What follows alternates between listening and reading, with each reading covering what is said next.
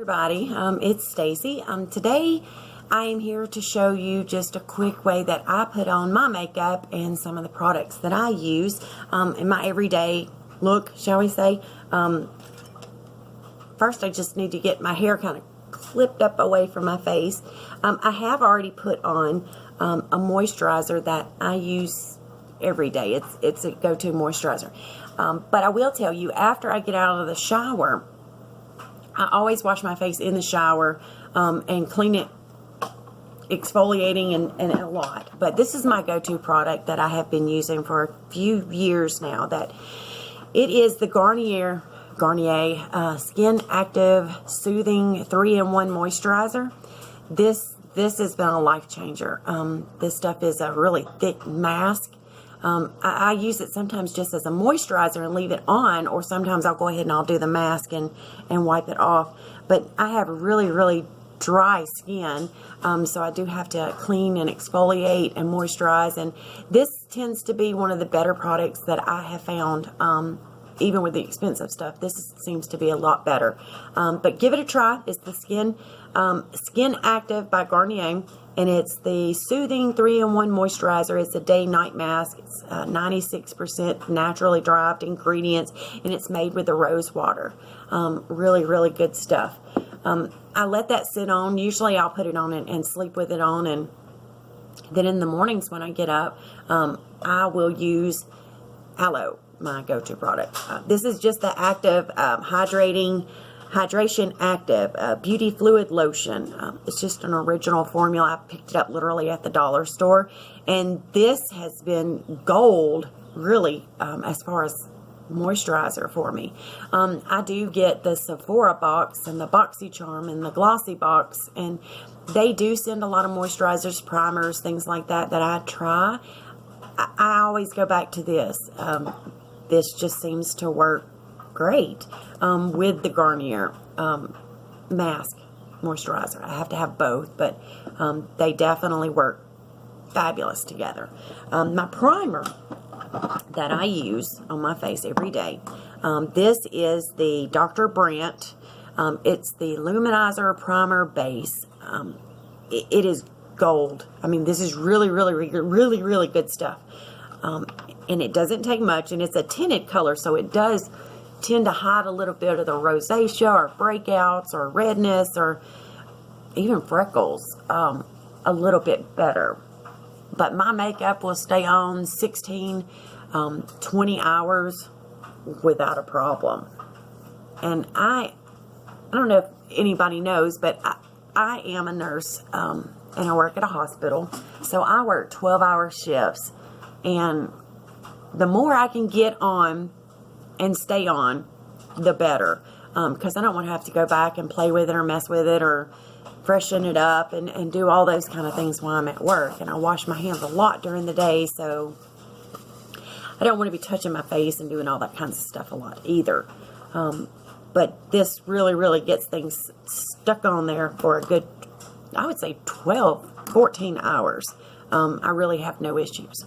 The primer that I use for my eyes, Urban Decay Primer Potion. This is the anti-aging, but this is really good stuff too. And I have a couple of tricks that I use with it. But I always use my primers because they are very vital in keeping things in place for the at least 12-hour days that I have. So I just rub, and I like to use my fingers with these products just because I like to make sure things get in the wrinkles and I'm keeping all the product on. Okay, so after I do that, I have another product. Now this is the favorite. This is my favorite. This is called the Urban Decay Naked Skin, and it's a color correcting fluid. I use this for everything. I have some discoloration on my eyelids and in the corners. As you can see, I'm breaking out a little bit. I have redness peek throughout the day and stuff like that. So this is good stuff. It stays on. It literally is just like naked skin. And I will list all these products down below so you can get an idea, maybe to try them. Sephora has been gold when it comes to sending me products to try. That's how I've learned most of what I know about my makeup is just from my beauty boxes. A Sephora beauty box is only, it's $11 a month, and they send you really good samples of things to try. And when you like them, you just go back and you buy them. But I never use really the expensive stuff. I don't make that kind of money, but these things work probably better than a lot of the expensive things that I have tried. So, very good stuff. So once I get all that on, now it is time to go for the eyes. I have a palette that I bought not too long ago from Sephora. And this palette is I thought it was the Laura Mercier. It is. It's the Laura Mercier. It's I'm trying to read. It's the Dist. It's the iArt Color Inspired Edition. It's a caviar colored inspired edition. This is by Laura Mercier. And I have found with any of these cheap, expensive, dollar store, any type palettes that I have, it's the brushes. The brushes make the huge difference in how the product goes on and how well it stays. I've bought some from Sephora. I've got a couple of Morphe brushes. I've got a couple of, what am I trying to say? That every brush you can imagine I have. But the ones I always go back to is this off-brand. And all it is, if you can see, is just a tapered brush. I have a big one, and then I have a little one. And both of them are just tapered in brushes. And I love, love, love, love these brushes. But I literally bought them off of eBay. $10. Maybe. There's just an off-brand, and they work better than any of my expensive ones do. But first thing that I do, I use just a flat brush so I can get me a good amount of product on. And this is my transition color, my base color. If you can just see, I'm going to use this lighter pinkish type color here in the middle. And what I do, I just get me a good amount of product and tap it, and then I just want to give a good paint.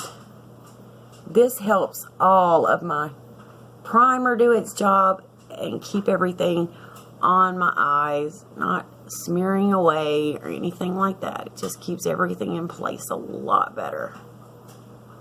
But I don't go too high with it, mostly just over my lids, and I want to get at least over my crease where I'm going to be putting my deeper, darker colors at. And that tends to help keep things on.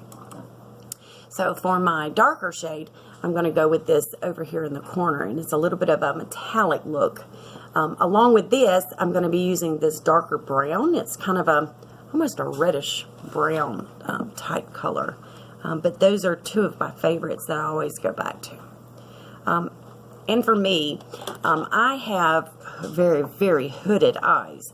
So one of the things that I have to do when I am putting on my eyeshadow is take another mirror, and then I have to look down so that I can really get into the crease of my eye as far up as you can. If you can see what I'm doing here. I am just literally painting right above. And I don't go a full in and out motion. I'm just going right about here.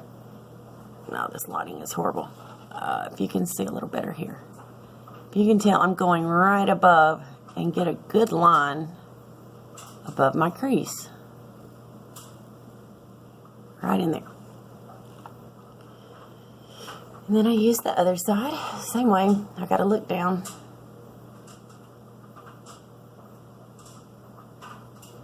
And sometimes I find drawing from the outside in is a little easier than inside out. Don't know why, maybe it's just me, but it tends to do a little better. Okay, now that the hard part's over, that to me is the hard part. Now I want to go with my deeper color and my smaller brush. And this is where I just want to define the line a lot better. And then really on the outside get even more going. And when I say more going, I mean more color going. Oh, I messed up there. Let me just dust that off. And then I get on the other side.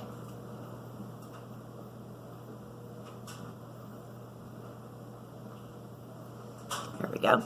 And as you notice, I don't go all the way in. I stop right here with my makeup, well, with my eyeshadow. And I'll show you why in a minute. But I blend it, and when I blend it up so that everything is kind of above the crease, and I have a good crease line. That's really the only way that I have found to have a crease line is by doing that way. And then when I get to the bottom part, I'm just getting a V. I want a good V right here.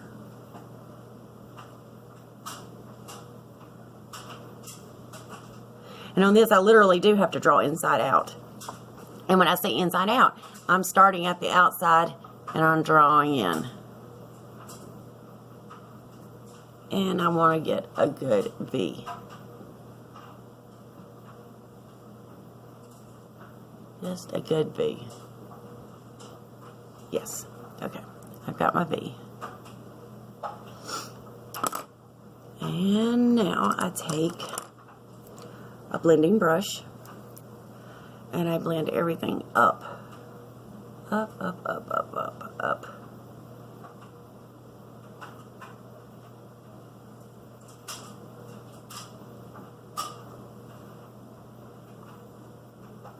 And as you tell, I hold my brush pretty far back because all I'm wanting to do is get a good